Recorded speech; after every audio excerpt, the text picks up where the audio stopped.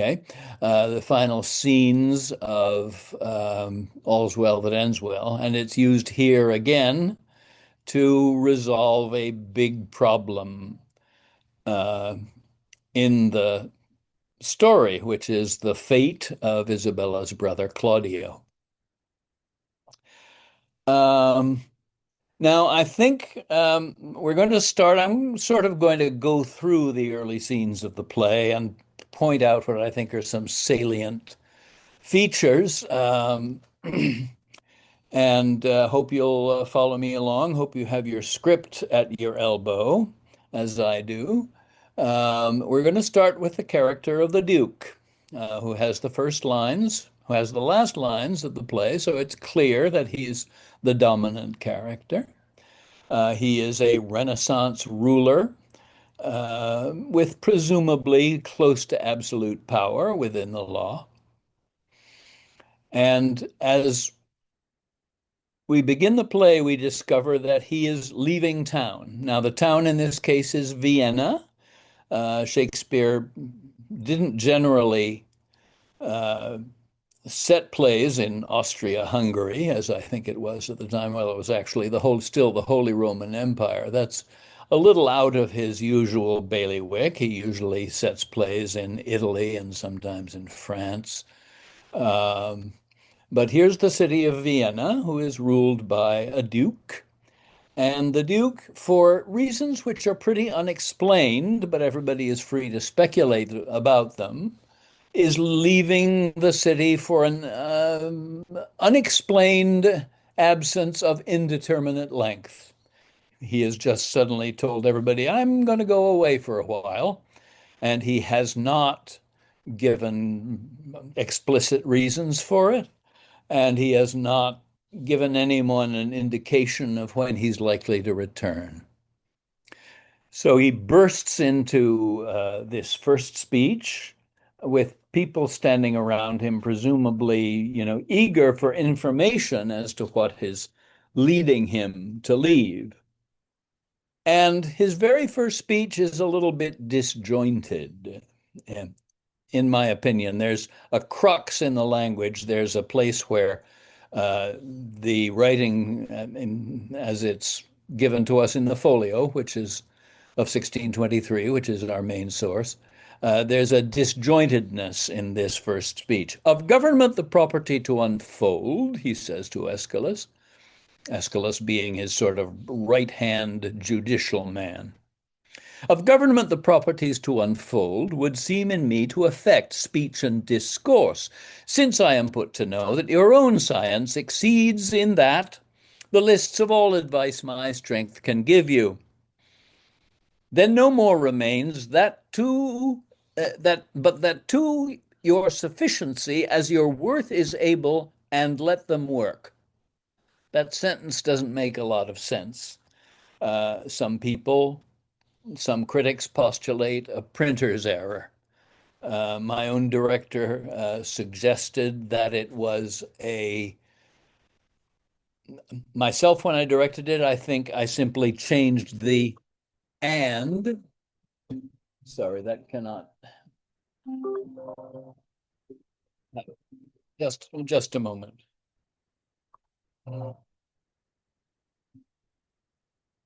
I'm. Is that you, Jean or David? We sent the link in an email around midnight last night. Would you look at your email, please? I'll send it to them again.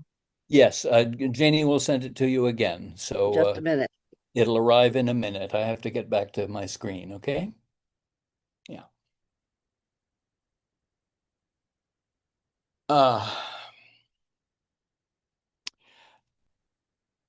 so I was asked as the Duke to play it a little bit disjointed, a little bit off balance, perhaps highly stressed. Um, and this is open to interpretation, of course. But Angelo appears and is addressed by the Duke.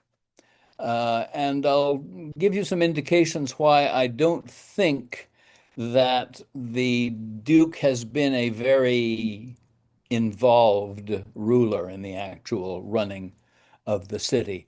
That very first three lines, he says, I am put to know that your own science exceeds in that the lists, etc.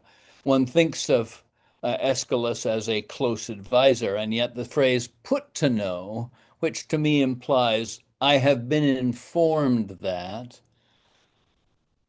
makes us think that even Aeschylus, who is presented as his closest advisor, is not somebody he completely trusts.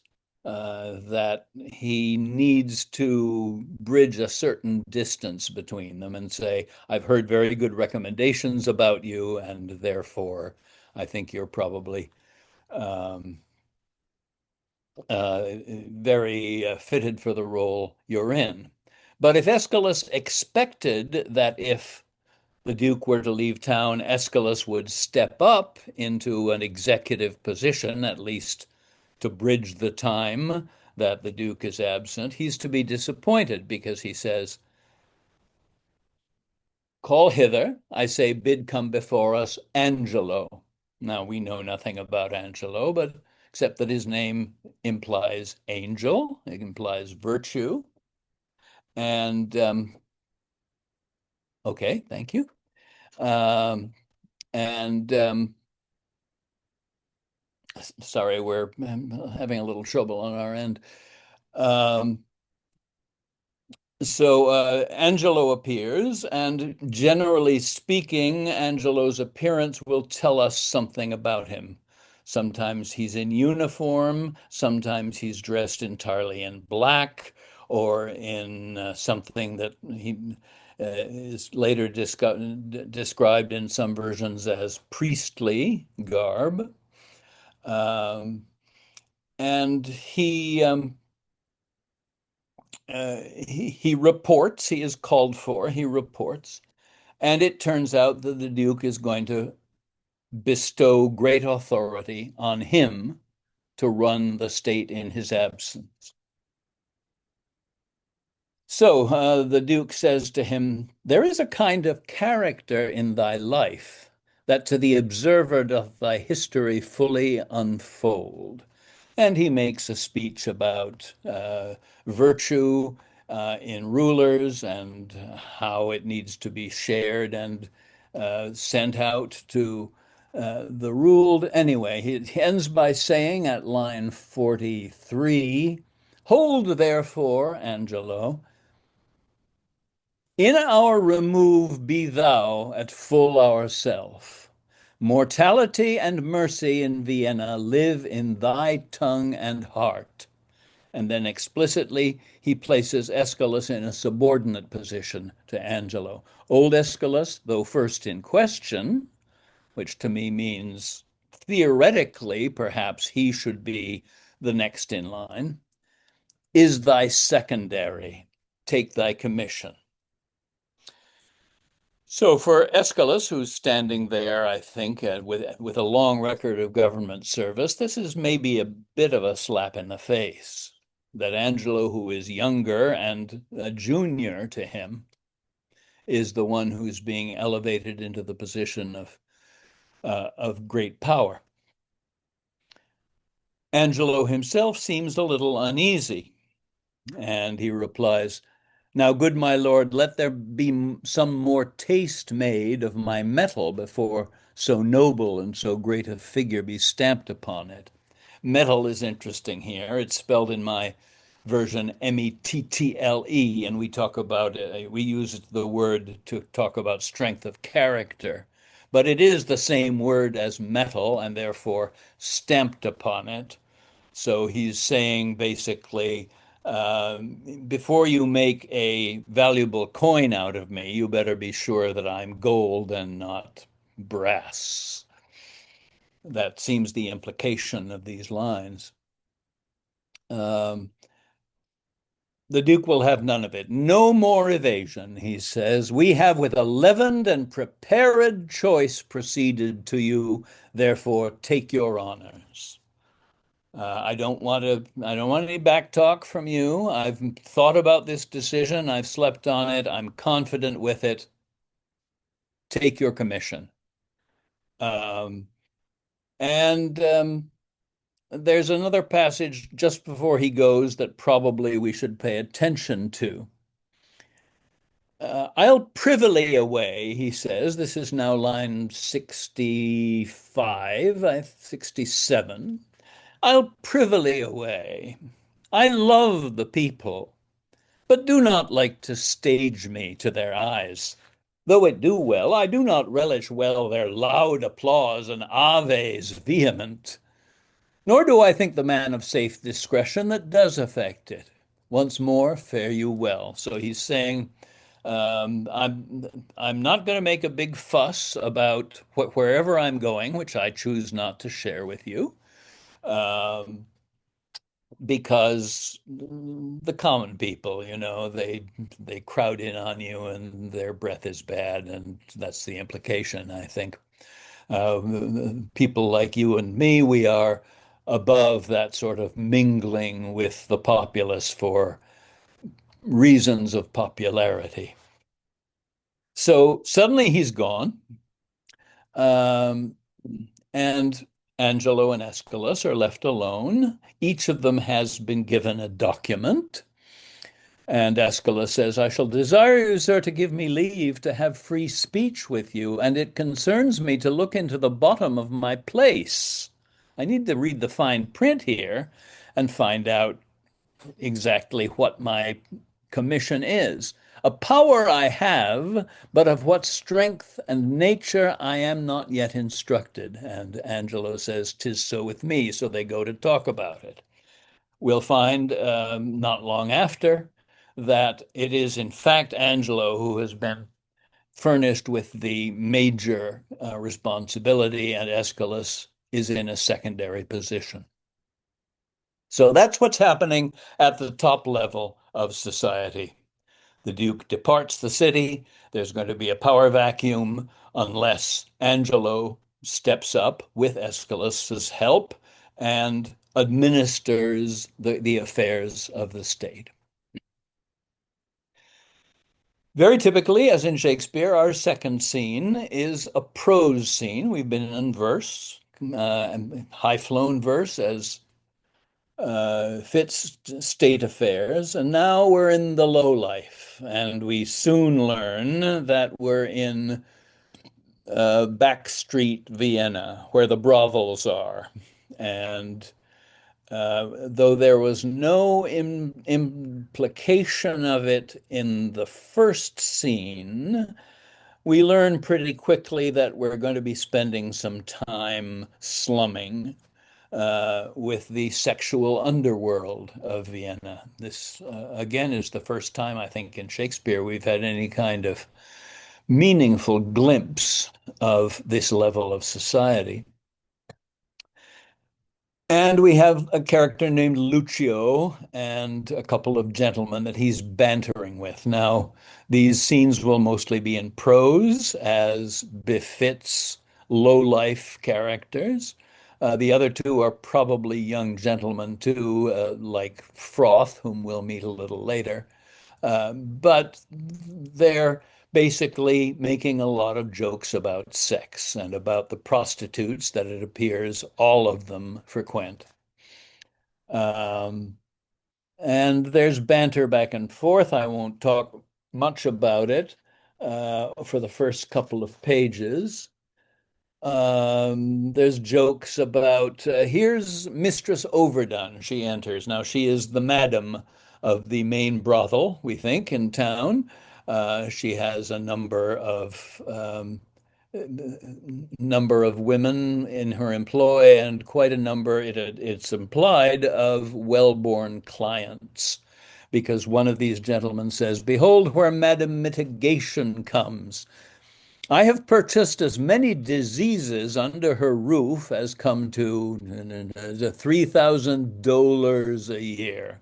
Pun on dollars, which was a unit of currency even in Shakespeare's time, and refers to the pains of venereal disease, which is an always popular joking subject in Shakespeare plays, or especially the comedies.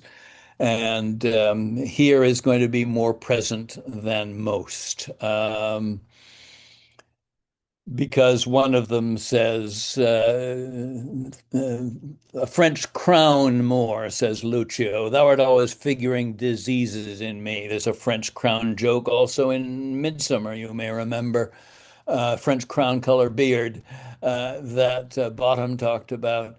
The French crown refers to hair, and um, and particularly to the loss of hair caused by syphilis or gonorrhea or whatever it is we're talking about. Um, and they rail around with Mistress Overdone, and now we start getting seriously because two pieces of important information. Mistress Overdone says there's one yonder arrested and carried to prison was worth 5,000 of you all. Who's that, I pray thee? This is around, in my, again, this is prose, so it'll be approximate, around line 62. Mary, that's Claudio, Signor Claudio, and these gentlemen and Lucio obviously know him. So this is disturbing news. Nobody has been arrested for sexual dalliance in Vienna, it seems, for many years. I saw him arrested, saw him carried away, and which is more, within these 3 days, his head is to be chopped off. Wow. Not only are they criminalizing sexual behavior, but it's because suddenly, out of the blue, it's become a capital crime. Excuse me, there's a cat here that's going to upset everything. You better move. Excuse me. Okay. Um, so they've gotten the rumor.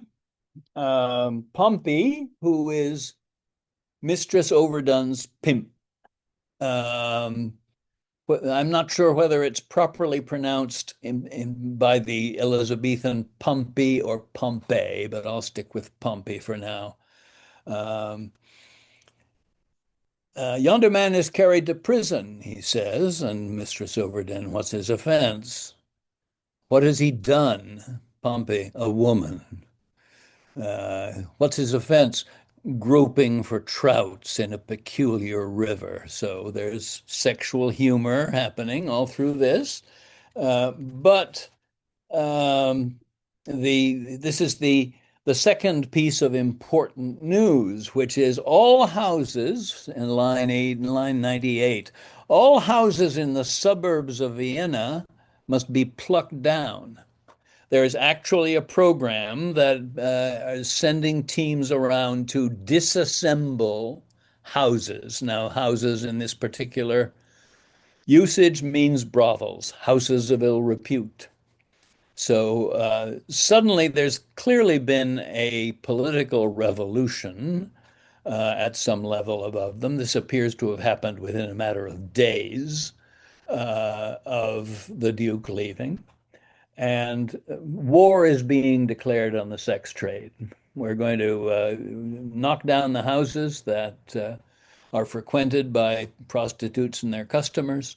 And we're going to be arresting people.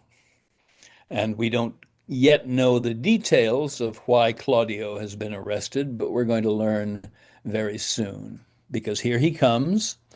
Um, you can orient yourselves by the stage direction here because we have an enter Provost Claudio Juliet, etc., at line 118 in my version. Here comes Signor Claudio, led by the provost to prison. Provost is essentially the warden of the local prison. And there's Madame Juliet, and Madame Juliet is visibly pregnant.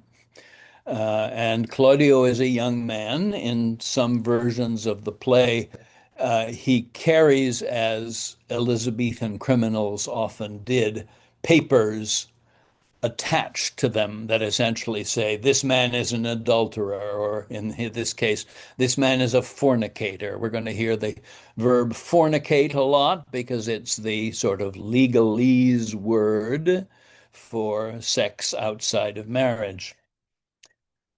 So this sad little procession is on its way to the prison, and Claudio apparently has already been tried and condemned to the axe.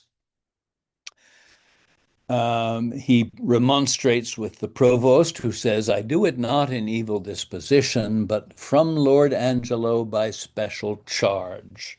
Apparently, another aspect of Angelo's regime is going to be that offenders are perp walked, basically, are forced to publicly parade through the streets so people can make fun of them and throw dirt clods at them and shame them in addition to whatever punishment they are due to receive.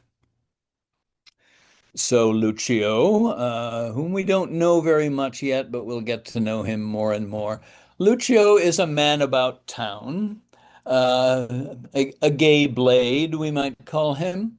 Um, to me, he suggests something like the class clown. He's the kind of guy who can never keep his mouth shut. That will really peak later in the play. He has to be witty and commenting on whatever is happening and making wit out of it to enhance his reputation.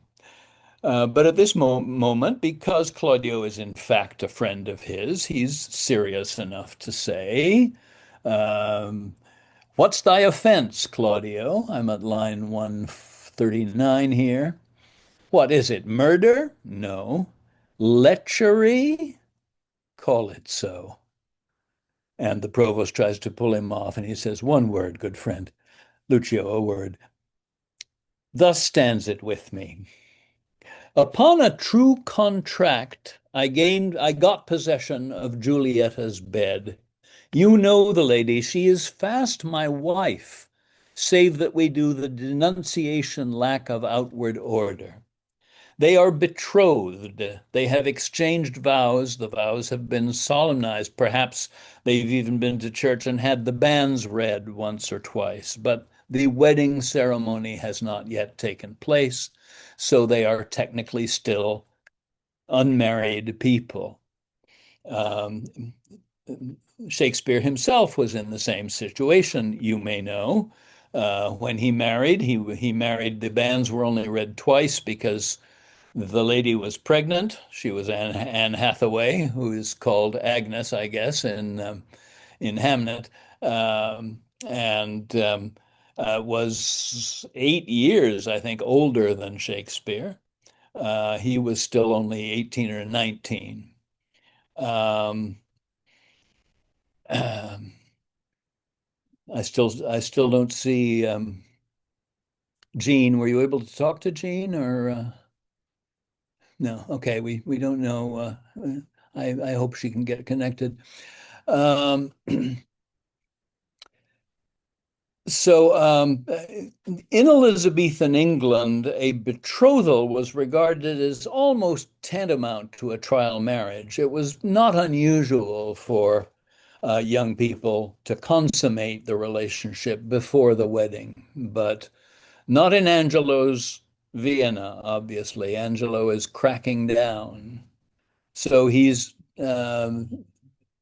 chosen a test case, and it'll be made clear later when Lucio goes to um, Claudio's sister that Angelo explicitly wants to make an example of him. He figures that if I catch and execute one sexual offender, all other sexual misdemeanors in Vienna will screech to a halt. So here's Claudio being led away as this sacrificial victim to the new program, which Angelo obviously has been setting into motion. Now I'm going to read a couple of passages here that will illustrate that. And I'll start, this is verse now, but there's prose before it, so verse numbers are appropriate, are approximate. I'm around line 150 of Act 1, Scene 2 here. Upon a true contract, I got possession of Julietta's bed, says Claudio. You know the lady, she is fast my wife, save that we do the denunciation lack of outward order. There's even explanation for why the ceremony hasn't taken place yet. This we came not to only for propagation of a dowry, remaining in the coffer of her friends, probably her extended family, from whom we thought it meet to hide our love till time had made them for us. But it chances the stealth of our most mutual entertainment with character too gross is writ on Juliet. She's started to show her pregnancy. We put off too long waiting for this dowry to uh, clear the technicalities of marital law. And Lucio gets it immediately, with child, perhaps, unhappily, even so. Now, here's the key passage in which we understand the effect that Claudio is having, excuse me, that Angelo is having on the legal system, and how quickly it has come to pass. The new deputy, now for the Duke, whether it be the fault and glimpse of newness, or whether that the body public be a horse whereon the governor doth ride, who, newly in the seat, that it may know he can command, lets it straight feel the spur, or in his eminence that fills it up, I stagger in. These are possibilities, but I can't make any sense of it. But this new governor awakes me all the enrolled penalties which have, for like unscoured armor, hung by the wall so long that 19 zodiacs have gone round, and none of them been worn, and for a name now puts the drowsy and neglected act freshly on me. 'Tis surely for a name. He's trying to make a reputation for himself. And I'm the one that he's decided is going to be the poster boy for illicit sex in Vienna. And Lucio expresses his concern. Send after the Duke, he says. You know, he only left a couple of days ago. Maybe somebody can catch up with him and he can come back or send a letter and intervene in what to me seems to be a terrible miscarriage of justice. Claudio says, I have done so, but he's not to be found. I prithee, Lucio, do me this kind service. This day my sister should the cloister enter, and there receive her approbation. She is joining a religious order, nuns, and it turns out to be the order we call the Poor Clares. Acquaint her with the danger of my state, implore her in my voice that she make friends to the strict deputy, bid herself assay him. I have great hope in that. For in her youth there is a prone and speechless dialect such as move men. Besides, she hath prosperous art when she will play with reason and discourse, and well she can persuade. She's very smart, she's very articulate, he says, but in the back of his mind is always, in her youth there is a prone and speechless dialect. Prone is a strangely ambiguous word. It's it is glossed in my version here as winning, but of course it also means flat on your stomach on the ground. Um, And we'll get a little more of this, I think, that she is also young and beautiful. She is, Claudio is very enamored of his sister, that much is clear. And I'll put the book down for a moment here and discourse on what I've always felt is the most plausible construct for the relationship between Claudio and Isabella. We know this about them. Both of their parents are deceased. He is called a gentleman, so he comes from a good family.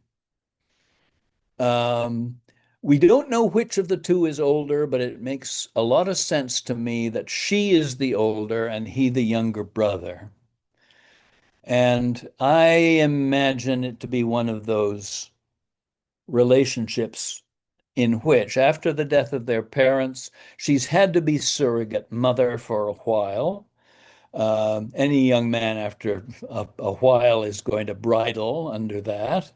I think he may be the ne'er-do-well brother, the one who's always gotten in one scrape or another, and it's fallen on Isabella as his older sister to bail him out. But we're in a whole other order of magnitude of trouble here, with him under a sentence of death. And I think baked into their relationship is a sense of she disapproves of him, of many of his actions, but she loves him. She will do what she can to help him. But there's a there's a standing between them of him knowing that she has never quite approved of him, that he's been in one scrape too many, and that his older sister, who is renowned for her intelligence, beauty, and especially piety, uh, is probably judging him and finding him wanting. Okay. Um, but he's just said she this day should she enter the cloister. The implication usually is that she's a novice, that she has not yet taken her holy orders, but she's on the very point of doing that. Excuse me. I have a cat drinking my water, but that's okay. Um, so the before we see the result of Lucio going to the convent to visit Isabella, we have an intervening scene, Act 1, Scene 3, and the Duke is there and he enters with a friar, a Franciscan. Pretty much definition of friar meant the order of St. Francis, which is an order of poverty, as is the Poor Clares, who are the essentially female branch. It was established in like 1222, something like that. It's a very old order of mendicants. They basically they don't make things and sell them like some Benedictine orders and so forth. They are committed to poverty. Um, and we are probably to understand that this friar is the Duke's confessor and the one to whom he can open up and tell everything. And there's a number of very interesting things he says in this scene, beginning with, "No, Holy Father, throw away that thought. Believe not that the dribbling dart of love can pierce a complete bosom." Dribbling dart is a bit of an erotic joke, I think. Um, but on its surface meaning, it means the arrow that Cupid shoots that doesn't fly straight to its source, but sort of wobbles and misses half the time. So one of the first things that the Duke says about himself, excuse me, is that he feels he is impervious to love and eroticism. That's just not part of his life. That would explain why the Duke, at whatever age he is, and he'd have to be probably in his 40s at least, has no heir. If he had a son, that son would presumably be the one to take over affairs while he was out of town, but he doesn't. And as far as we know, this Duke is a bachelor. We'll hear a little more from Lucio later about the reputation of the Duke, which is unconfirmed as a womanizer, but we don't know anything about that yet. Why I desire thee, this is still very early, third line of Act 1, Scene 3. Why I desire thee to give me secret harbor hath a purpose more grave and wrinkled than the aims and ends of burning youth. Okay, I'm not trying to carry out some secret assignation by withdrawing from public life. It's nothing like that. So the friar naturally says, all right, explain to me why you're doing this.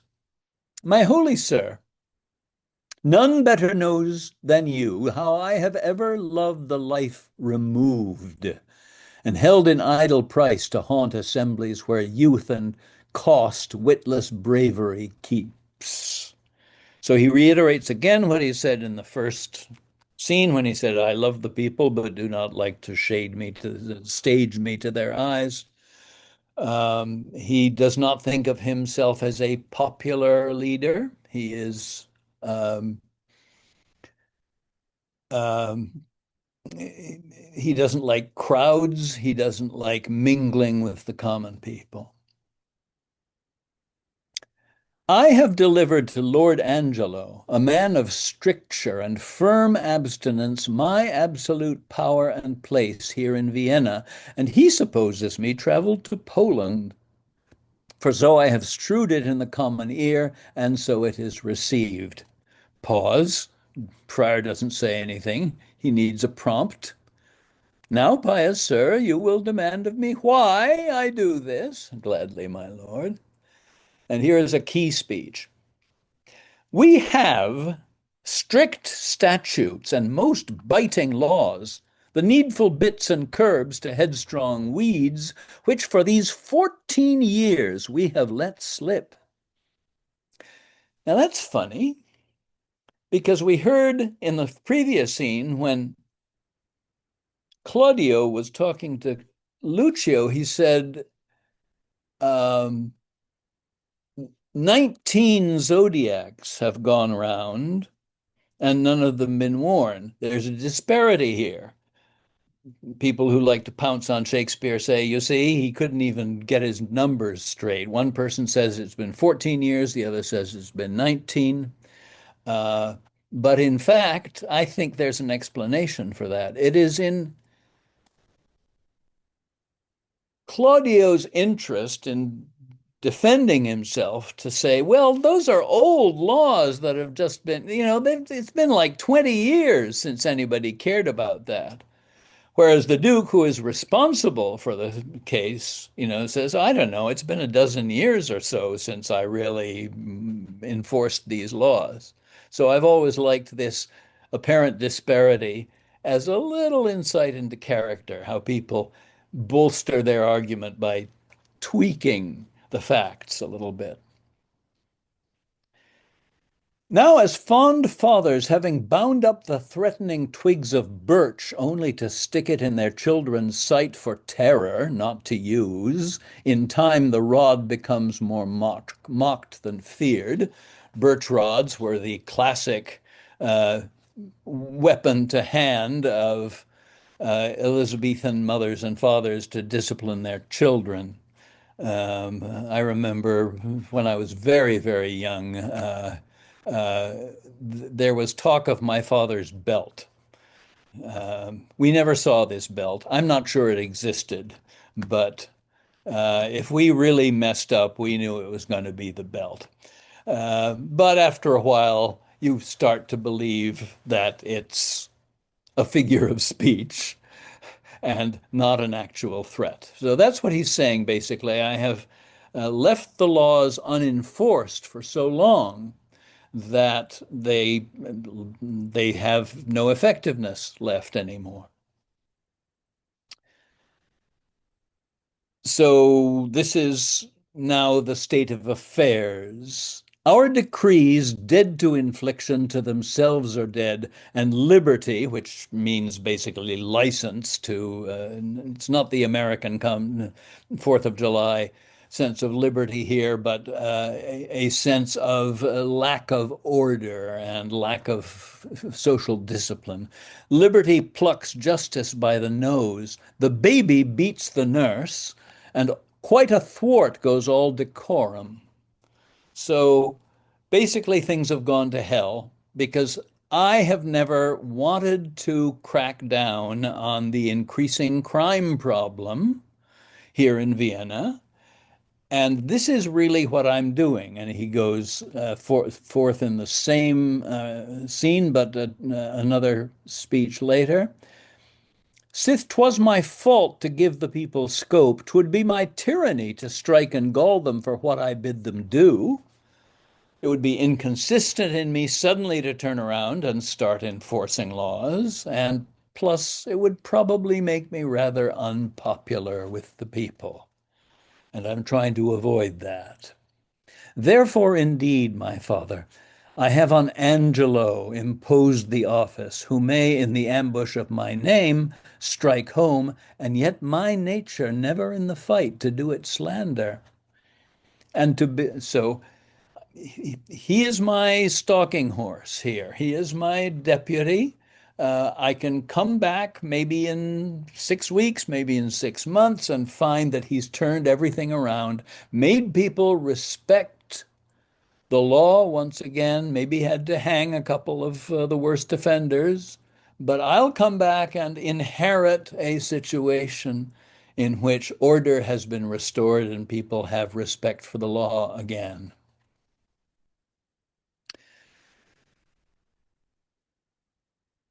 And to behold his sway, we're here at line 43, no, 41.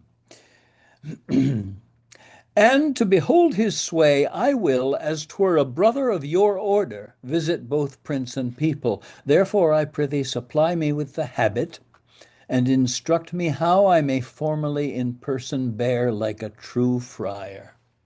I'd like you to lend me one of your friar's robes and instruct me in the way that friars move through society and the sort of conversations they get into and the kind of spiritual comfort they can be expected to deliver. And I'll take a crash course with you for a day or two, and then I'll be ready to go out in disguise and convince the world I am an itinerant friar passing through, and that'll open a lot of doors for me. It will give me free access to talk to people all up and down the social scale. And then in the final lines of this scene, he reveals, I think, all the material, all the evidence we really get as to what his actual agenda is. Lord Angelo is precise, stands at a guard with envy, scarce confesses that his blood flows, or that his appetite is more to bread than stone. Hence shall we see, if power change purpose, what our seemers be. Now, seeming is a word that's going to arise again in Isabella's confrontation with Angelo. Elizabethans did not like the concept of seeming. It is said in Othello, men should be what they seem, says Iago, meaning, it's wrong for people to introduce themselves by false pretenses. They should be genuine. We don't want somebody seeming to be something that they are not.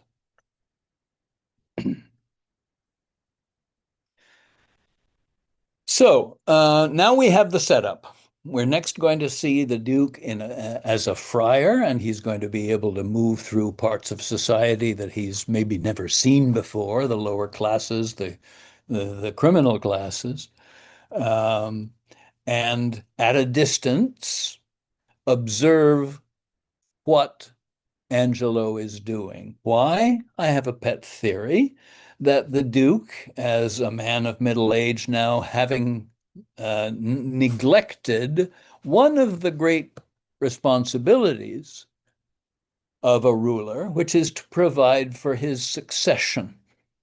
The Duke has no son, and I have a feeling that he may be sounding out Angelo to see if he might be able to essentially adopt him and over some years, bring him up through the bureaucracy until he's fit to actually run things. So he's just going to plunge him into a test situation here, a dry run, and see how he does. And I think what's behind that is the sense that, and if people are really unhappy about this social revolution that we're trying to create, he's the one they'll blame for it. And when I come back, people can say, oh, thank God the old regime is back. And I'll be able to profit from the new discipline that he has imposed and not really face the heat for the inconvenience of, say, the families of the people I have to hang along the way. So I don't think he's probably likely to directly intervene in a case like Claudio's because as long as that kind of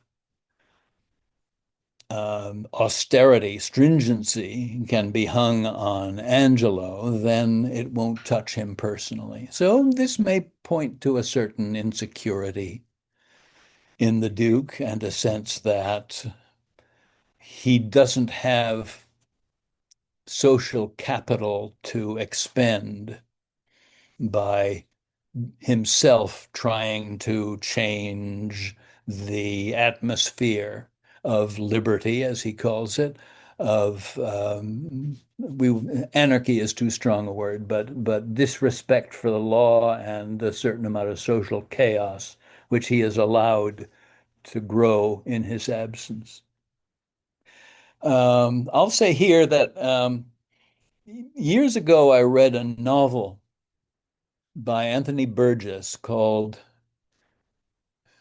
the title will come to me in a moment, um, that posited a theory of history which is cyclical and has to do with Augustinian and Pelagian phases in society.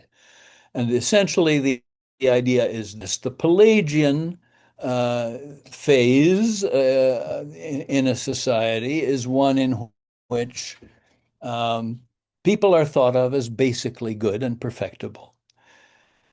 And because of that, social restrictions relax. And the problem there is that as laws become less and less respected, um, the strongest step to the front, and a lot of moral teaching gets shoved to the side, and society becomes messy.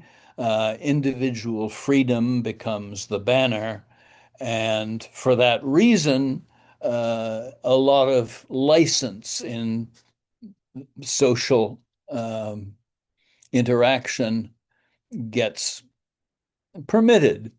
And eventually, the degree of chaos and disorganization becomes intolerable scale, and somebody needs to come along and get people to straighten up. And often it's a charismatic, perhaps fascistic figure who promises to bring order back to society and enforce the law. And we enter an Augustinian phase in which man is thought of as essentially flawed and needs strong laws and rules to keep him or her in line. And eventually, this sort of leads to a kind of fascistic control from the top down, in which laws are stringent and intolerant of any kind of flexibility. And after a while, people rise up against that. They want more freedom. They want to be trusted more with their own lives. And the wheel turns again, and we go to a Pelagian phase.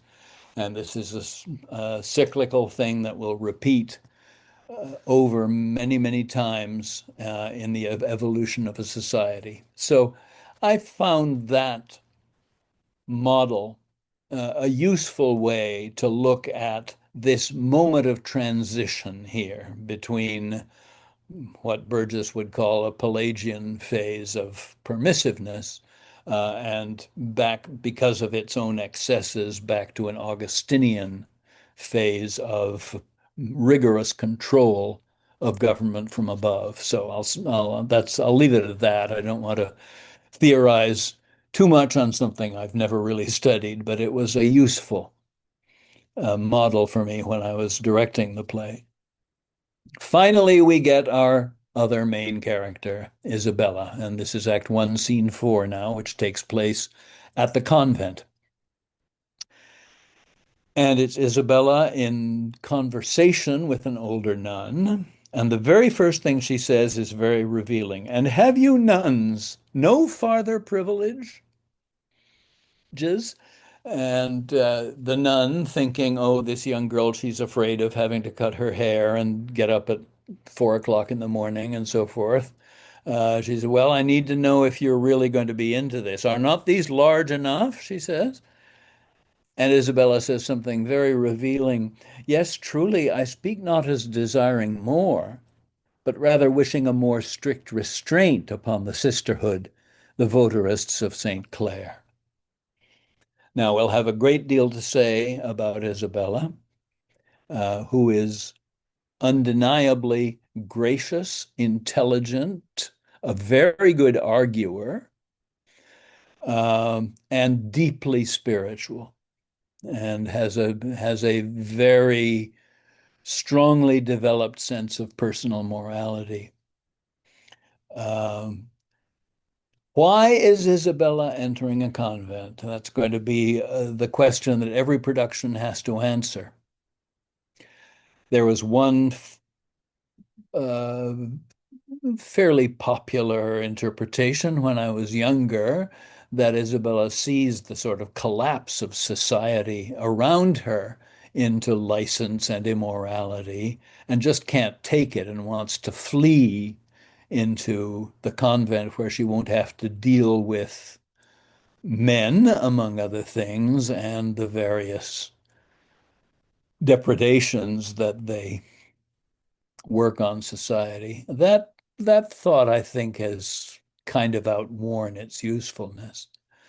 There's a much more positive version in which Isabella simply desires a more purely spiritual life and is actively pursuing a life of isolation and prayer to essentially work on her own spirit and soul. Um, let's leave those perhaps as the two most important possible options, and we may get to other explanations later. But she is certainly committed to a life of retreat in this house. Uh, and it is stringent. The Poor Clares were one of the most rigorous um, orders of monastic orders. Although it's been pointed out that the last religious house in England had been shut down 50 years before this play was written in Henry VIII's abolition of the monasteries.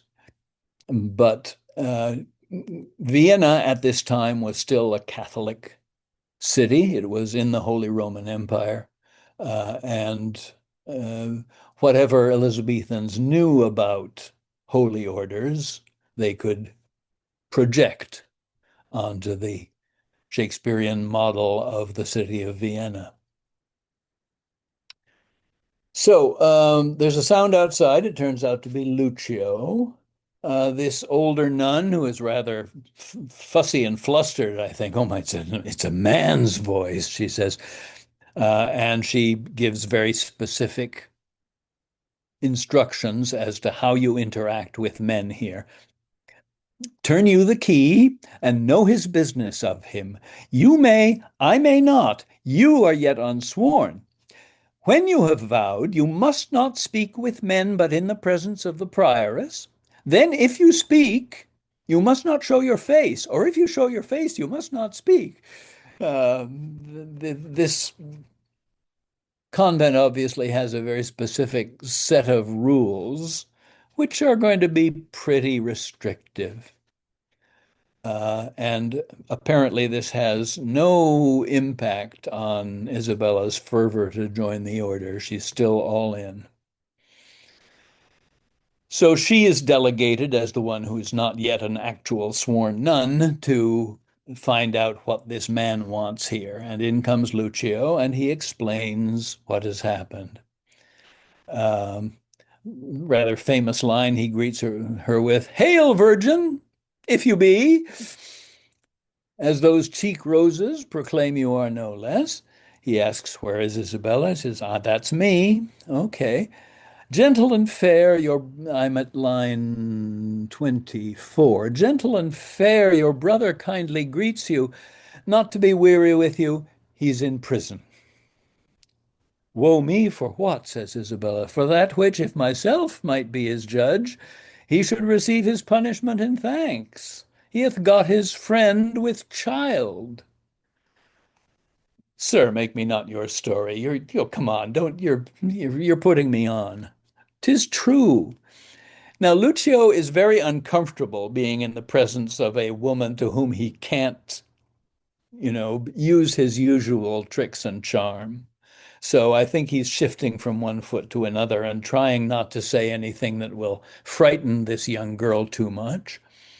I would not, though 'tis my familiar sin with maids to seem the lapwing and to jest, tongue far from heart, play with all virgins so. I hold you as a thing enskied and sainted, by your renouncement an immortal spirit, and to be talked with in sincerity as with a saint. So I respect you. Don't look at the way I'm dressed and how showy and superficial it looks. I'm going to respect your office here and your commitment to being whatever it is you do in here.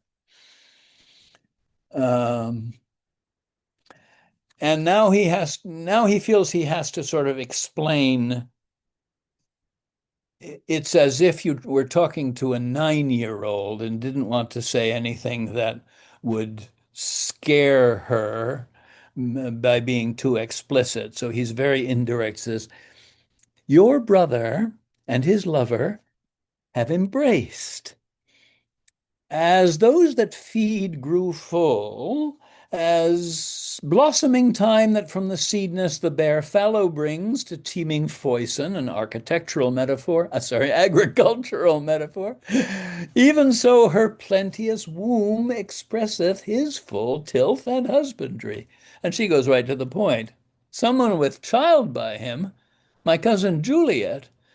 Now, clearly, she knows that there's been some kind of relationship between her brother and this girl, but she never thought that they would go so far as to get her pregnant. So, the Lucio now gives us a second exegesis, a second description of Angelo and what he's trying to do. And this is a speech worth looking at in its entirety at line 49. This is the point. The Duke is very strangely gone from hence. Bore gentlemen, many gentlemen, myself being one, in hand and hope of action. That basically means he was hinting that there was some kind of war on the horizon and that it was a diplomatic message. But then in a moment he says, but we do learn by those that know the very nerves of state, his givings out were of an infinite distance from his true meant design. Lucio loves to pretend to be an insider and to know everything that's going on. And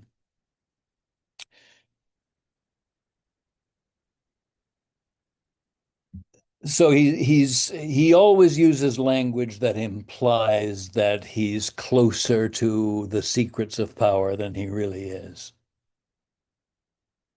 Now here's the key for the key passage. Upon his place and with full line of his authority governs Lord Angelo, a man whose blood is very snow broth, one who never feels the wanton stings and motions of the sense, but doth rebate and blunt his natural edge with profits of the mind, study and fast. Words like sense and edge in this have a slightly sexual connotation in Shakespeare's England. He, follow me because this is a complex sentence, he, to give fear to use and liberty, which have for long run by the hideous law as mice by lions, hath picked out an act under whose heavy sense your brother's life falls into forfeit. He's picked out an act. He's gone through the law books and he's managed to find an old law in the books that prescribes death as the penalty for fornication. And that's what he's going to ride on in this new movement to purge vice from the streets of Vienna. He arrests him on it and follows close the rigor of the statute to make him an example.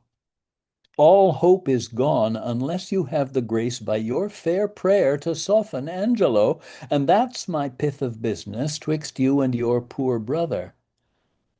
And Isabella says, doth he so seek his life? He has censured him already, and as I hear, the provost hath a warrant for his execution. This is serious. Alas, what poor abilities in me to do him good? Say that power you have, says Lucio. My power, alas, I doubt. And he comes in with his strongest argument. Our doubts are traitors, and makes us lose the good we oft might win by fearing to attempt. Go to Lord Angelo, and let him learn to know, when maidens sue, men give like gods, but when they weep and kneel, all their petitions are as freely theirs as they themselves would owe them. I don't know if Lucio himself has much experience of this, but he has decided that young women have a particular power. He may think it's ultimately sexual, but he doesn't imply that too strongly. But he's saying, if you cry, if you fall on your knees and grasp his feet and show him what a terrible loss this would be for you personally, you might be able to turn him around. So she says, I'll see what I can do. And she said, I just have to go to let the mother know I can't take my vows today or the day or tomorrow. I'm going to have to go and deal with this, but I'll be back. And then commend me to my brother. Soon at night, I'll send him certain word of my success. So I'll get you a message that tells you if I've had any luck with Angelo. Okay, here's the basic end of Act One, and the basic structure of the play has been laid out. Um, we haven't seen very much of Angelo yet, but we're going to make up for that in the following scene, because the following scene is in the law court, and we come in on a debate between Angelo and Aeschylus, which essentially springs from that unresolved conversation they had at the end of the first scene. And it's clear that Angelo is on a mission. He has a really strong opinion about how the law should be administered, and now that he has the authority, he's going to stick to it.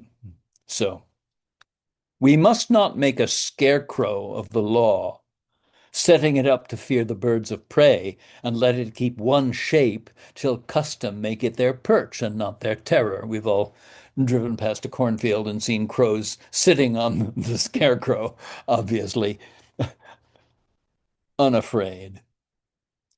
And Aeschylus is the language of moderation, and I think he's a good justice. I think he is proportionate in his um, approach to the law. And this degree of rectitude and zeal for Angelo's version of what is right is a little foreign to him. So he's just trying to make the middle ground argument.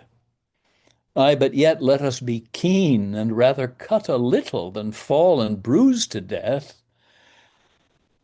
He tries one kind of tack. Alas, this gentleman whom I would save had a most noble father.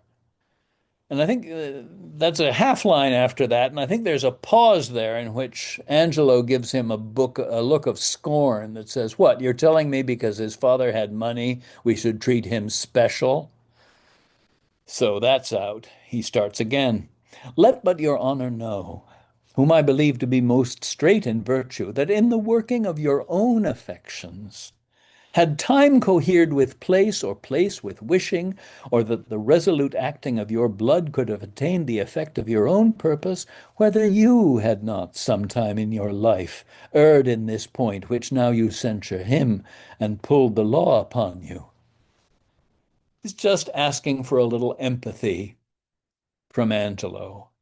You're a man, you grew up young and believing in things, but certainly at some point in your life you must have been attracted to some person and realized what a powerful thing that is. It can happen to anyone. And he's met with, "'Tis one thing to be tempted, Aeschylus, another thing to fall."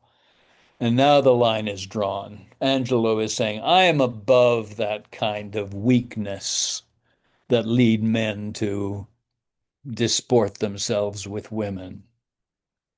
He goes on to say, I not deny the jury passing on the prisoner's life may in the sworn 12 have a thief or two guiltier than him they try.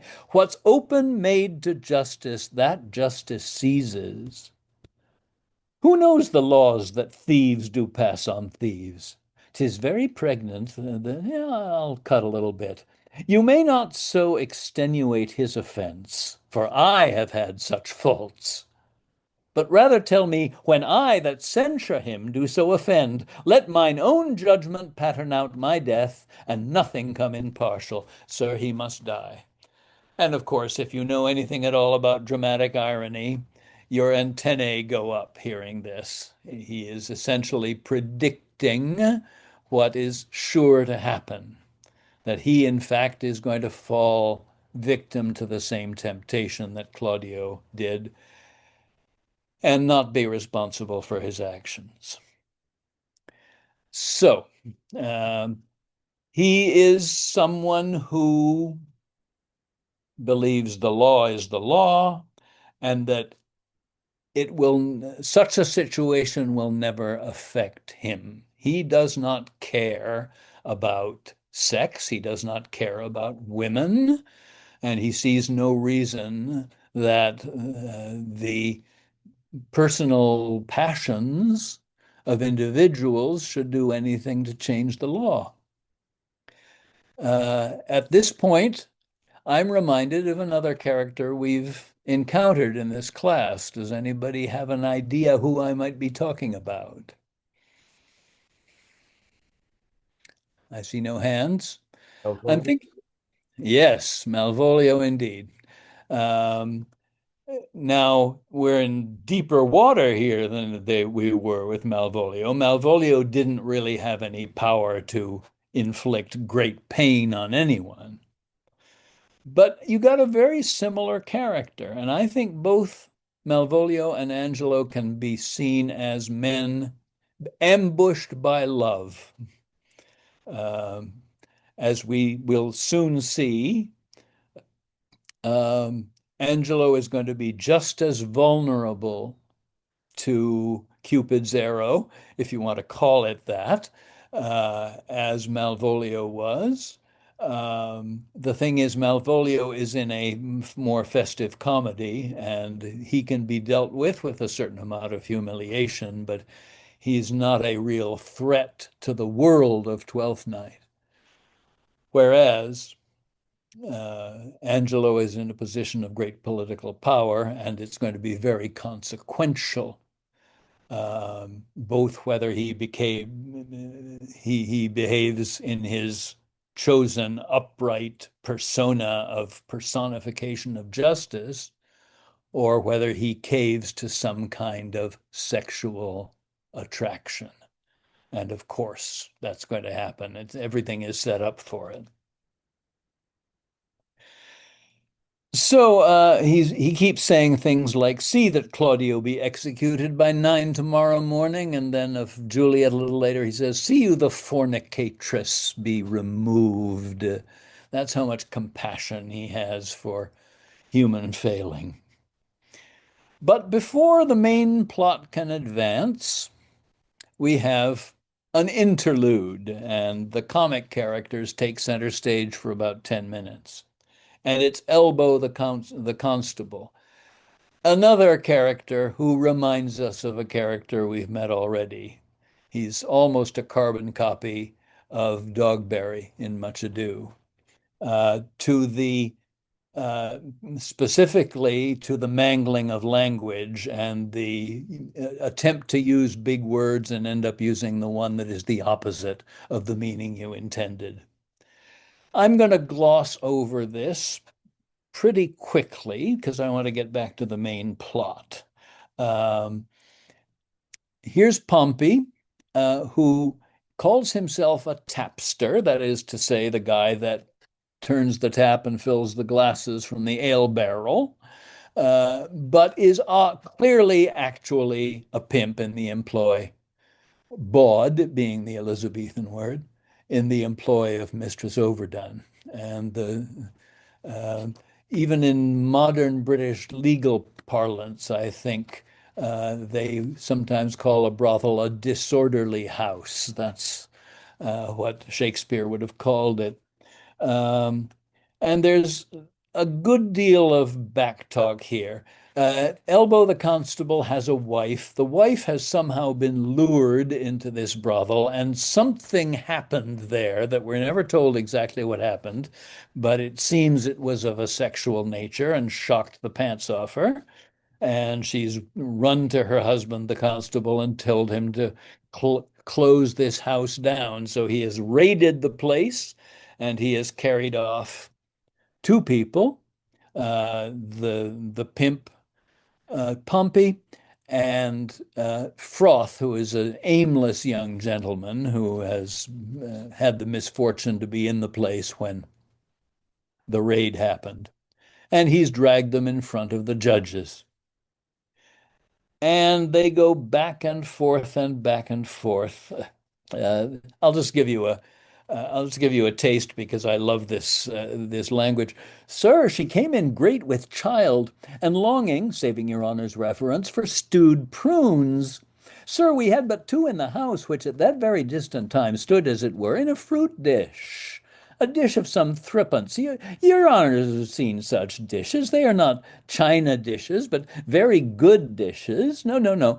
And I say this Mistress Elbow, being, as I say, with child, and being he can talk he thinks he can talk his way out of anything. And it's almost impossible to shut him up. Finally, we reach line in my edition 132, and if you're sharp-eyed, you may see that there are 4 lines of verse in the middle of all this lower class prose, and that is Angelo, having listened to quite enough of this stuff, and he stands up suddenly and says, by me, line 132, "This will last out a night in Russia, when nights are longest there. I'll take my leave, and leave you to the hearing of the cause, hoping you'll find good cause to whip them all. And he stalks out of the room. Now, typically speaking, there's usually, in this legal system, there's usually a three-judge tribunal. And Angelo has been sitting there with Aeschylus and a third judge who only has lines at the very end of the scene. And so that's how trials are supposed to be conducted. Judges, as they do in the modern French legal system, have an investigative brief as well as a judicial one, and can be counted on to probe into the circumstances of the crime. And what Angelo reveals here to me is that he has no real appetite for the day-to-day, work-a-day brief of a judge, which is to hear cases, hear testimony, sort through it, find out what he needs to find out, and ultimately deliver a verdict. Aeschylus understands this very well, and we see him sticking through all of this garbage being thrown at him, but without without any kind of animus. But Angelo has no patience for this. Angelo wants to deal with the big problems, rampant sexuality in the streets of Vienna. And he has an agenda to perform and will not sully his fingers with this petty quarrels among common people. So I think that's significant to see him walk out of this scene and leave Aeschylus and the other judge to decide it. Aeschylus eventually wades through all the verbiage and makes a couple of threats. He says to Pompey, if I catch you with this again, you're going to get a good whipping. And eventually, he settles it more or less. He delivers a couple of stiff warnings, which he says you'd better shape up, or there's going to be severe legal consequences down the line. And they are sent off. At the very end of the scene, this justice, who we don't really know at all, out of nowhere, as the Aeschylus invites him to dinner. Thanks for sticking with me through this. Let me buy lunch. Um, and the justice, who is presumably not a real character, he only has 3 or 4 lines, but it's telling that he says, Lord Angelo is severe. It's as if he's fairly new on the bench and he's saying, is it always like this? Uh, and because they're talking about poor Claudio and he doesn't really deserve what he's getting. And the scene ends with Aeschylus saying, mercy is not itself that oft looks so. He's saying, maybe we've been too lenient. Pardon is still the nurse of second woe, but yet, poor Claudio, there is no remedy. If he had the power, he would stand in in Angelo's way, but it's clear that Angelo has been given authority over him. So finally, we're going to get to see Angelo in the exercise of the power that interests him. So Act 2, Scene 2. A servant introduces the provost. The provost is very disturbed about Claudio. Claudio's a good kid. You don't want to see him die. I particularly don't want to preside over his execution. He says, he hath but us offended in a dream. I think the echo here is of a wet dream. If you ejaculate in the middle of the night, that's not a crime. It's ordinary human biology working its way through. All sects, all ages smack of this vice, and he to die for it? Yes, but okay, we had a problem, but is this the way to address it? So the provost is gently prodding Angelo to see if he can find a little wiggle room. Is it your will Claudio shall die tomorrow? I'm at line 8. Did I not tell thee, yea? Hadst thou not order? Why dost thou ask again? Lest I might be too rash. Under your good correction, I have seen when, after execution, judgment hath repented o'er his doom. I have seen cases in which we've been too rash to execute somebody, and then people have second thoughts or new evidence arises, and there's nothing we can do. The prisoner is dead. Go to, let that be mine. Angelo is completely convinced of his rectitude. He will not make any judicial errors. He will execute the letter of the law. Do you your office or give up your place, and you shall well be spared. That's the ultimate thing, is say, behave yourself or I'll fire you. I crave your honor's pardon. There's nothing he can do. Well, there's one thing he can ask about the poor pregnant girl who's sitting in jail, 8.5 months pregnant, in terrible discomfort and in terrible conditions. What's to be done, sir, with the groaning Juliet? She's very near her hour. Dispose of her to some more fitter place, and that with speed. I don't know, put her somewhere. Take her to some hospital, put her in a room somewhere. I don't want to think about that. A moment later, he says, see you the fornicatress be removed. But first, a servant comes in and says, here is the sister of the man condemned, desires access to you. Hath he a sister? And Angelo knew nothing about this. I, my good lord, a very virtuous maid, and to be shortly of a sisterhood, if not already. Okay, she's a novitiate nun. And in she comes, escorted by Lucio. And Lucio, this is one of those scenes in which Lucio is on the sidelines, sort of sticking in little bon mots and witticisms, although he actually performs an important function because when Isabella becomes a little weakened and on the point of giving up what she's trying to do, um, Lucio is the one who said, come on, don't give up too easily. And here you get an example right at the beginning at about line 33. Actually, I'll start at line 29. There is a vice, she says, that most I do abhor, and most desire should meet the blow of justice, for which I would not plead, but that I must. For which I must not plead, but that I am at war twixt will and will not. Don't think that I am personally licentious, that I have low moral standards.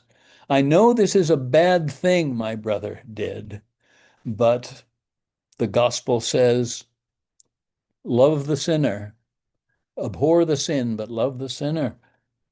Um, and there's a lot of very sort of classic Christian doctrine behind this.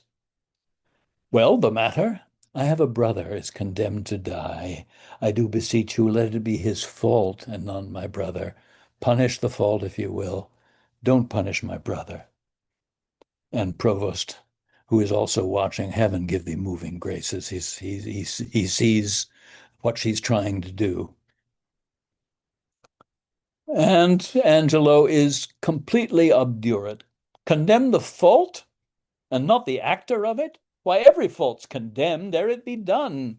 Mine were the very cipher of a function to find the faults whose fine stands in record and let go by the actor.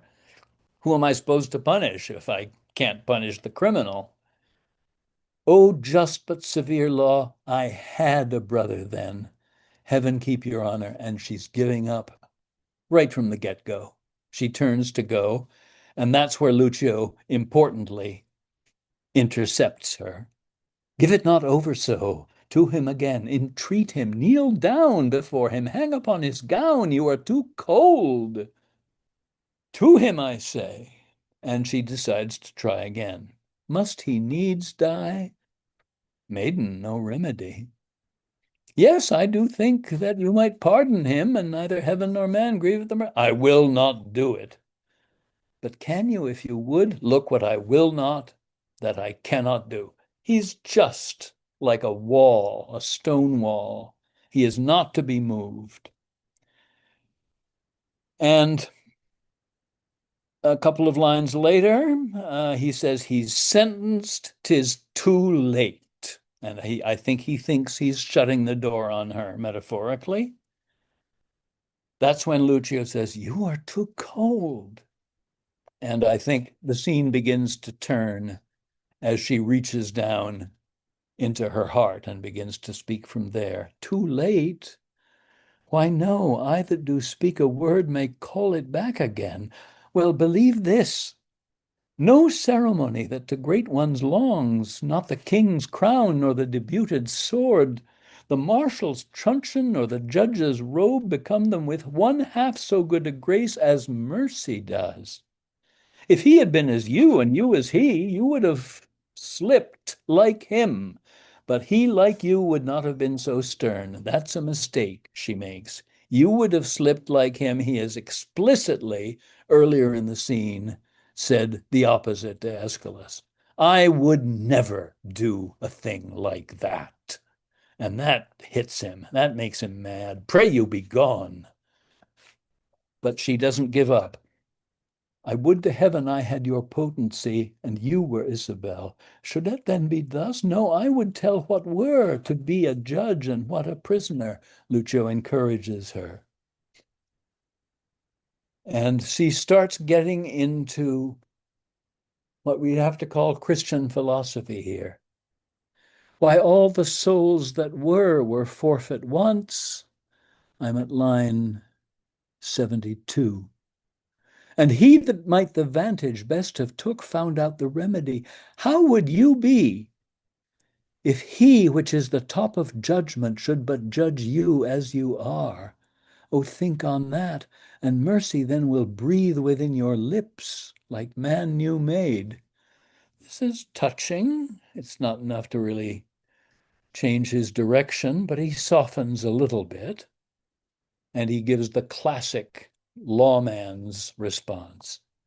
Be you content, fair maid, it is the law, not I, condemn your brother. Were he my kinsman, brother, or my son, it should be thus with him. He must die tomorrow. And the immediacy of it hits her. Die tomorrow? Oh, that's sudden. Spare him, spare him. Now she's begging. He's not prepared for death. Good, good my lord, bethink you.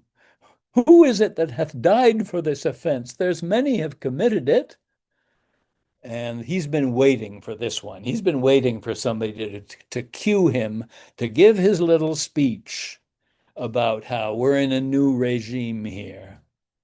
The law hath not been dead, though it hath slept.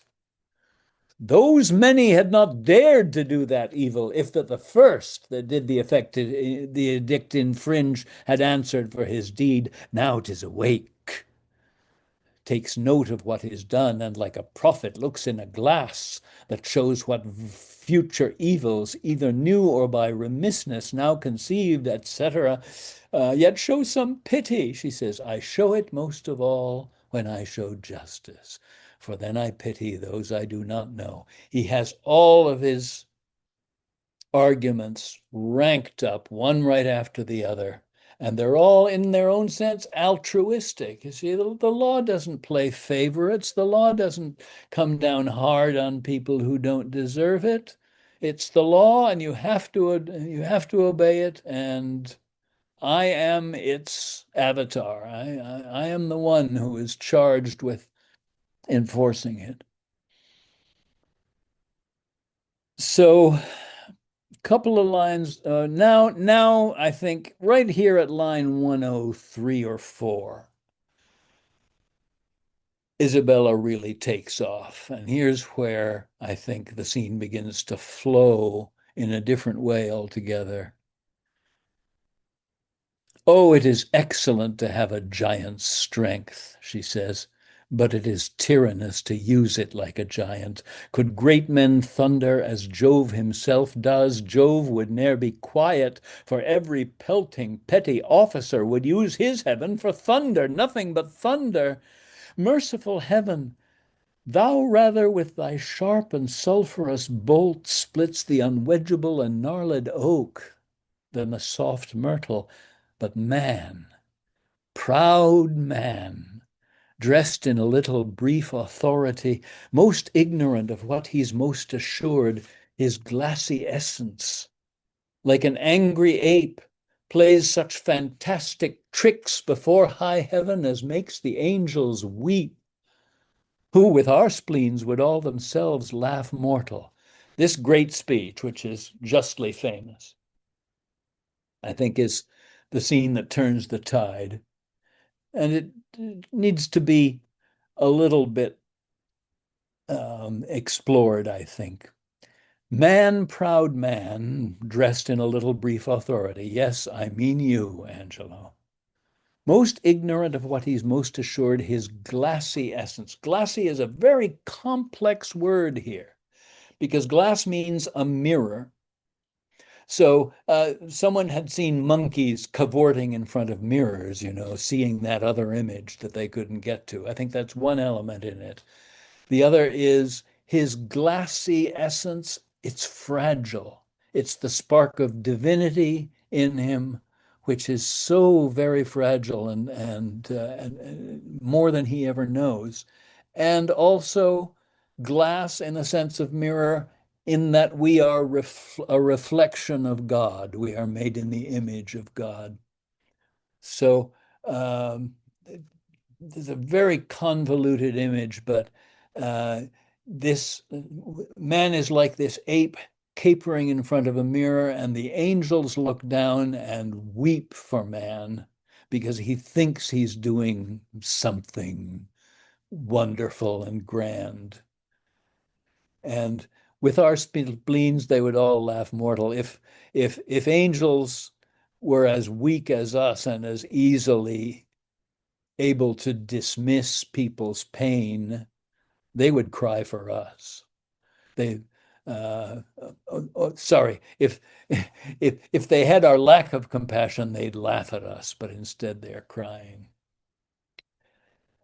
Okay, and then I won't go through the end of the scene. Basically, she brings him around to the degree of, well, come again tomorrow. So the execution is postponed by one day. She's going to have a second chance.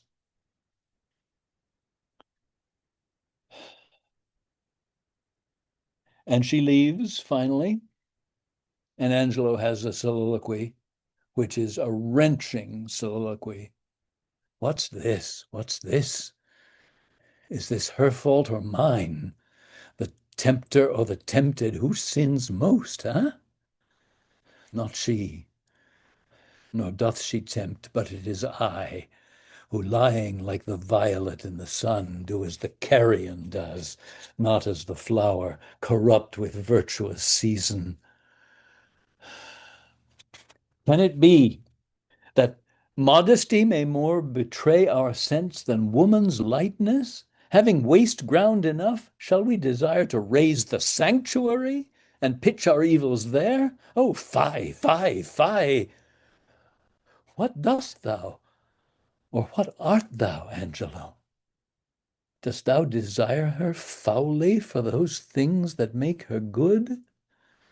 And I think there's a self-perception in there. It is her very virtue, her very purity that brings out some kind of sexual itch in her, in him, sorry, for her. Oh, let her brother live. Thieves for their robbery have authority when judges steal themselves.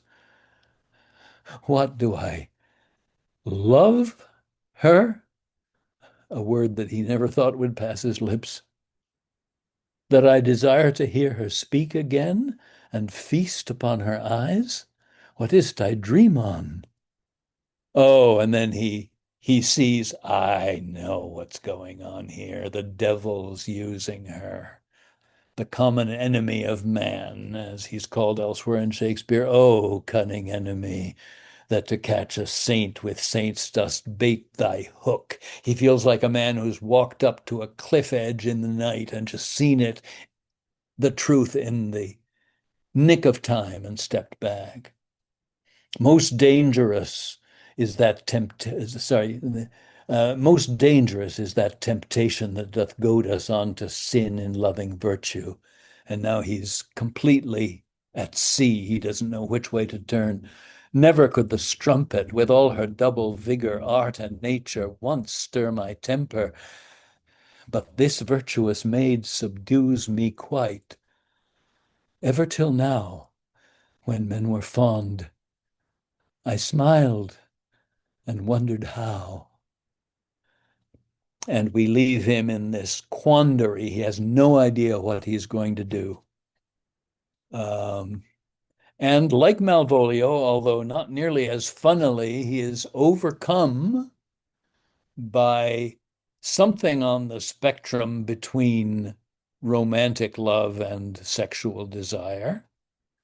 I do believe it is, as I say, her very purity that makes him feel things he's never felt before. We do find out a little later that he was once betrothed to a woman, but he threw her over rather easily. And one wonders if he had ever really felt true erotic love in his life. And he's overwhelmed by it. He cannot handle it. He just doesn't have the equipment. I'm going to quickly touch on one more scene, and then we'll quickly have another 10 minutes to open up discussion before we go. We now have our first scene in the prison, and we're going to spend half of the rest of the play in this prison, so we better get comfortable here. The prison is probably rightly thought of as being a dank, awful, wet, smelly, dismal place with rats and fleas everywhere. A terrible, terrible place to be. And the Duke is trying out his new persona. He's now dressed in the friar's robe, and he's going to give a little milk run to his new role as a spiritual advisor. And I think he thinks it's going to be quite easy. You know, all you have to do is sort of make the sign of the cross out of people and give them good advice. And this is the scene in which I think he realizes that he's really inadequate to the role that he's trying to play because he explains to the provost that he's bound by his charity and his blessed order, and he wants to visit the afflicted souls and cheer them up a little bit, hear their confessions. And the first one is Juliet, who is the pregnant fiancée of Claudio. And the provost has finally gotten his order. I have provided for you. Stay a while and you shall be conducted. She's not going to have to spend another week or two or however long in this horrible place. Under Elizabethan law, by the way, women could, as they called it, plead the belly. If they were pregnant, they could not be executed until after the child was born. So she's safe for the time being. And the Duke decides that this is the time to sort of try out his line of friarly chatter. And he thinks he's going to be able to give her a little spiritual solace. So he starts with, "Repent you, fair one, of the sin you carry." Right off the bat, I think his words are poorly chosen. She doesn't think of whatever is growing within her as a sin. So already there's a little judgment happening. She does and says, "I do and bear the shame most patiently." I'm sure she is ashamed, but that doesn't mean that she's sorry to be bearing a child. He says, "I'll teach you how you shall arraign your conscience and try your penitence, if it be sound or hollowly put on." She's very Submissive, she says, I'll gladly learn. Love you, the man that wronged you? Oh, yes, she does. Yes, as I love the woman that wronged him. So then it seems your most offenseful act was mutually committed. She doesn't know quite where this is going, but she says mutually. Then was your sin of heavier kind than his. Bam! There's the double standard falling on her like bricks. Why is she a greater sinner than he is? And I think she doesn't want to fight. She just wants to be left alone and let this guy go somewhere else. I do confess it and repent it, Father. And he can't help pushing it. 'Tis meet so, daughter, but lest you do repent, as that the sin hath brought you to this shame, which sorrow is always toward ourselves, not heaven, showing we would not spare heaven as we love it, but as we stand in fear, and she's had enough. She is, I do repent me, as it is an evil, and take the shame with joy. I think there's real anger there, and enough so that it even gets through to him, and he backs off. There rest. And casually on his way out the door, oh, your partner, as I hear, must die tomorrow. And I am going with instruction to him. Grace go with you, benedicite. And the interview has been a complete disaster. He has given her no spiritual sustenance. All he has done basically is say, I don't understand women, and your boyfriend is going to die tonight.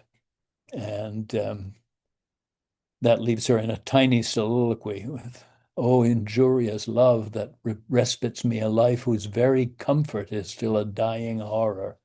And even the provost feels sorry for her. Okay, that's as far as we get this week. We still have 10 minutes, during which I'd love to hear people air their ideas about what you've experienced so far. So unmute yourselves and let's hear from you. I have a question. Yeah, Why do you think Shakespeare names him Angelo, other than he thinks he's an angel, but that's very ironic. I think that's basically it. Yeah. He says a little in the next soliloquy, he says, let's write good angel on the devil's horn, 'tis not the devil's crest, in which we see rhetorically, I think, the self-loathing that's at the real center of his character. It's clear that he's not a man who's capable of loving himself, so he's probably incapable of loving anyone else. Um, to Isabel in the next scene, he's going to say, plainly conceive, I love you, because he doesn't have the vocabulary basically to say, I want you, I desire you. He knows that on some level it's permissible to say, I love you, but his love is very twisted, and there's a grain, I think, of aspiration and um, uh, fascination with her virtue in it, but it's unfortunately in a man who's been brought up without any true belief in vulnerability and love, it's going to express itself as sexual desire. And in this case, as the language and actions of a rapist. Linda has a question. Linda Hobbit has a Yeah. question. Yeah. Yeah, I was wondering how this play fits with the sort of legal and societal images of sex and sex outside of marriage In and those Elizabethan things. in Yeah, Elizabethan England, you mean? yeah.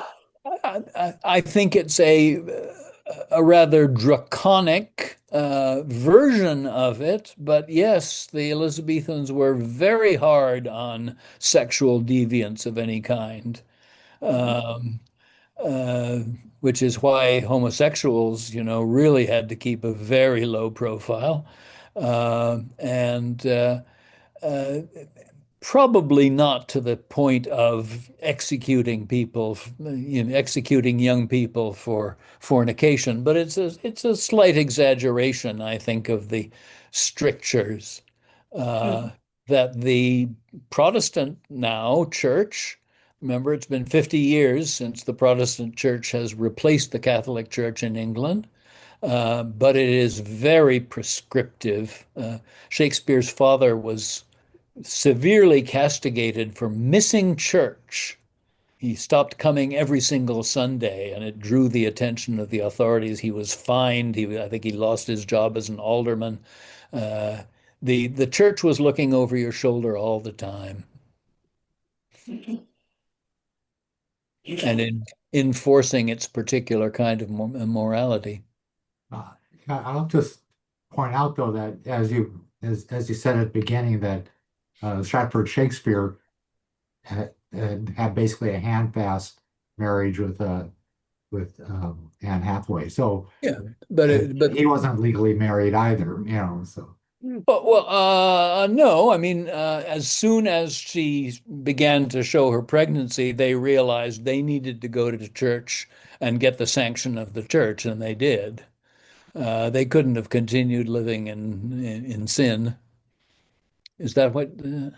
yeah, well, except that he explains that they would have done that except that they had an issue with the dowry being held by somebody else. Oh, And yeah, yeah. so it seems like an understandable reason for them. But One would think that. I think again, he's imputing to this Angelo regime in Vienna stricter and more draconic exercise of the law than there actually is in English society. But it's not totally out of the same mold, I think.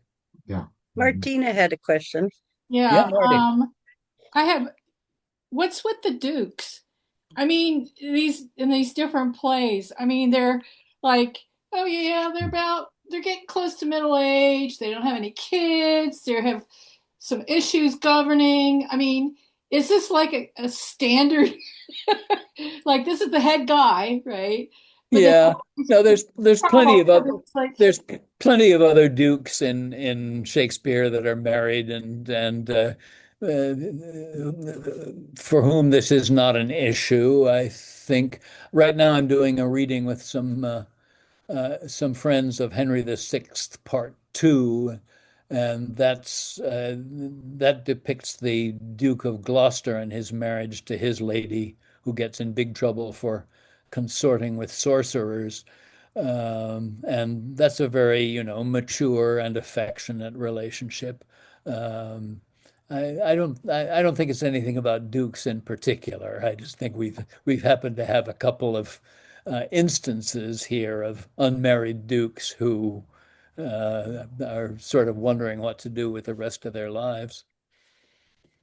okay, just yeah, I was just just based on what's been going on over this past year with those Dukes. Oh It's yeah, them and their dukes. Yeah, you're right about that. Sharon? Uh, yeah, we Yeah, have Peter. yeah. Oh, okay. So the reading of the bands, was it the third reading that made it pass? That they had to read this proclamation like three times before the ceremony, or That was standard practice in Elizabethan England, yes, and typically the bands were like a couple of weeks apart. and this gave So people to make objection. yeah, I mean, as in the Episcopal wedding service itself, there's always an opportunity for people to speak up and say, I don't think this wedding should be happening. Okay. Well, I Janie. think, John, you have a question, and then maybe this will be the last. So I'm sorry I don't have a raise hand feature on mine. I That's see okay. that. This Well, is my first exposure to the play, and in contemporarily, Felicia and I often spend time screaming at the barbarous rectitude of the Supreme Court justices in yeah, uh, in this country, As and many of us do. I'm Yeah. having the same feeling about Angelo. Uh-huh. Well, there are very conservative people for whom the law is a monument and there's no wiggle room. And they think that their personal morality should be definitive, and Angelo is such a character.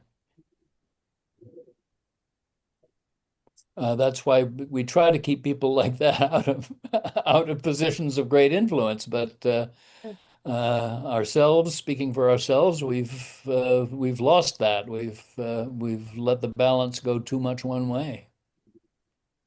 Well, I'll just say that making fornication illegal, there you could say that that's a protection for women ending up with unwanted pregnancies.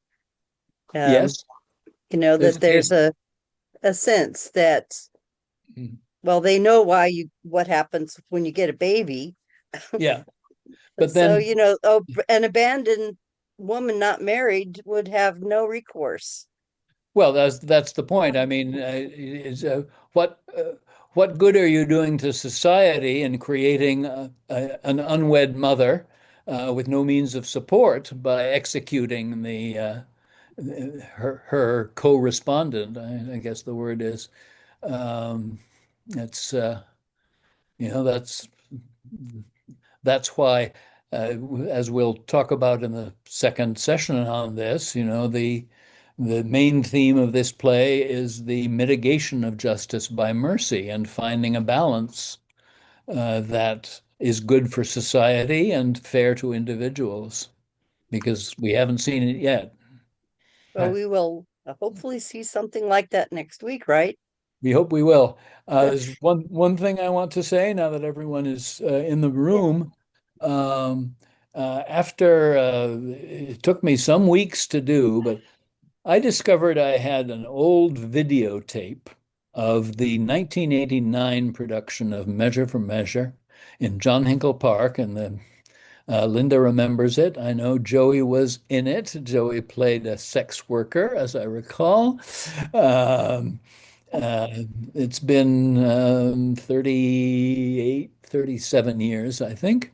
Um, I was finally able to get this thing converted to digital, and I have put it up on YouTube. Um, and the video quality is terrible. It's shot from the back of the house on a single camera, but it was a very good production, one of the best productions that Berkeley Shakespeare Festival ever did. And if you care to tune it in, I play the Duke. There's some wonderful actors in it: Robin Gudrun Nordley, Charles Shaw Robinson, John Belushi in the main roles. With a score by Jenna Leishman. It's and a setting in a sort of fascistic 1930s society. Can we send Um, a link to it along with when the recording link? That's exactly what I'm going to do. I will send out All a right. link tomorrow when we Okay. send you all this recording, Very and good. invite you Fantastic. to look in on it if you'd like. Turn it up high. The audio is not bad, and I suggest you have a copy of the play in your hand as you're watching it, so you can. But it was intelligently cut and beautifully acted, and deserves a look. Yeah, I seem to remember that the first time I saw this play was at Hinkley Park, and Robin Goodwin played Isabella then, and it was That's the also kind of one. with a fascist city setting at the Yes, time. that is the production. Yes. Yeah. Wow, you go back a long way, Randall. Oh, I guess. Wait, this is the one that you have a video of? Yes, Yes. Oh, okay. I got to see that. Yeah. Yeah. that's the All right. one. Well, I'll send out the link tomorrow. Yeah. Okay. Thanks, I'm everybody. pretty sure Joey will want to check it out. Yeah. Thanks, all. We'll see you next week for more of Okay. Isabella and Angelo. Yeah. Okay. Okay, Have a looking Okay. nice forward to night. it. Thank Okay. you. Thanks. Bye. Bye-bye. Thanks, everybody. Night. Thank you, Janie.